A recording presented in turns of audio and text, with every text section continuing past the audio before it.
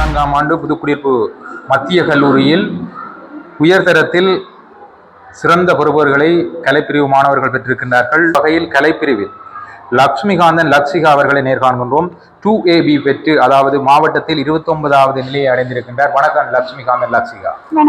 நீங்கள் உங்களது சொந்த இடம் எது, உங்களது குடும்பம் எவ்வாறு இருந்தது, உங்களது கல்வி செயற்பாடுகள் தொடர்பாக கூறுங்கள்.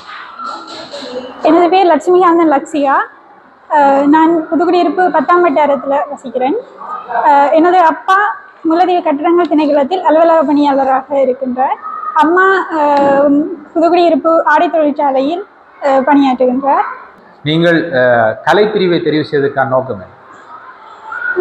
நான் 5ஆம் தரம் புலமை பரீட்சையின் சித்தி பெற்று காப்போத்த சாதாரண தரத்திலும் செவனை சித்திகளை பெற்றாலும் நான் கலைப்பிரிவில் ஏஎல்ல கலைப்பிரிவை தெரிவு செய்வதற்கான நோக்கம். நான் ஒரு சட்டத்தரணியாக வர வேண்டும் என்ற ஆசையில்தான். சட்டத்தரணியாக வர வேண்டும் என்ற ஆசையில் நீங்கள் கலைப்பிரிவை தெரிவு செய்திருக்கின்றீர்கள். உங்களது இந்த கலைப்பிரிவில் என்னென்ன பாடங்களை கற்றிருக்கின்றீர்கள், எவ்வாறு கற்றிருக்கின்றீர்கள்? தமிழ், ஜியோகிராஃபி, கிண்டிகல்ச்சர் 3 பாடங்களை தான் நான் கலைப்பிரிவில் தெரிவு செய்து கொடுத்தேன். இதில் தமிழிலும் கிண்டிகல்ச்சரிலும் ஏச்சித்திகளை பெற்றவுடன் ஜியோகிராஃபியில் பிச்சித்தியை பெற்றுள்ளேன். இந்த பாடங்களை கற்பதற்கு முக்கியமாக எமது பாடசாலை சமூகம், குறிப்பாக அதிபர், ஆசிரியர்கள் மற்றும் கருத்தரங்குகள் பலவற்றை ஒழுங்கு செய்து தந்த பழைய மாணவர் சங்கம், முல்லைத்தீவு கல்வி வலயம் ஆகியவற்றை முக்கியமாக நான் கூற விரும்புகிறேன்.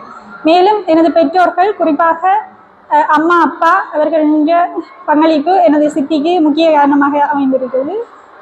மேலும் எனது அப்பா வீட்டில் ஒரு ஆசிரியராக இருந்து எனது கல்விக்கு மிக முக்கிய பங்கை வகித்துள்ளார். அவருக்கும் நான் இந்த நேரத்தில் நன்றி கூற கடமைப்பட்டுள்ளேன். தரம் 13 காப்பது உயர்தரம் என்பது, அதில் சுயகற்றல் என்பது மிக முக்கியமான ஒன்று. நோட்ஸ், கலைப்பிரிவை பொறுத்தவரை நோட்ஸுகளை நாங்கள் சுயமாக பாடமாக்கி பரீட்சைகள் மற்றும் பாஸ் பேப்பர்களை அதிகமாக செய்ய வேண்டும். பாஸ் பேப்பர்களை 10 வருட பாஸ் பேப்பர்களை ஒரு 1-2 தடவையாவது திரும்ப செய்து பார்க்க வேண்டும்.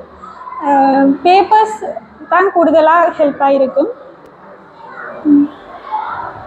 கலைப்பிரிவில் நீங்கள் பல்கலைக்கழகத்துக்கு தெரிவாக இருக்கின்றீர்கள். நீங்கள் உங்களை இந்த நிலைக்கு ஆளாக்கியதற்கு யாருக்கு நன்றி சொல்வது? முதலாவதாக என் பெற்றோர்களுக்கு தான் நன்றி சொல்ல வேண்டும். அவர்களது சப்போர்ட் இல்லாமல் நான் எந்த கற்றலையும் ஈடுபட்டிருக்க இயலாது. முதலாவது அவர்களுக்கு நன்றி கூறிக்கொண்டு, அடுத்ததாக எமது பாடசாலை சமூகம், குறிப்பாக ஆசிரியர்கள், மேலும் எனக்கு கற்பித்த ஆசிரியர்கள் தனிப்பட்ட ரீதியாகவும் பல உதவிகளை செய்துள்ளனர். மற்றும் அதிபர்கள், முல்லைத்தீவு கல்வி வலயம், பாடசாலை, பழைய மாணவர் சங்கம் அனைத்துக்கும் நான் இந்த இடத்தில் நன்றி கூற கடமைப்பட்டுள்ளேன். நன்றி. உண்மையில் நீங்கள் ஒரு சிறந்த பொறுப்பேற்று பெற்று பல்கலைக்கழகம் தெரிவாக இருக்கின்றீர்கள். பல்கலைக்கழகத்திலிருந்து வெளியாகி பல மக்களை, மாணவர்களுக்கு சேவையாற்ற வேண்டும் என்பது எமது எதிர்பார்ப்பும் வாழ்த்துக்களும். நன்றி.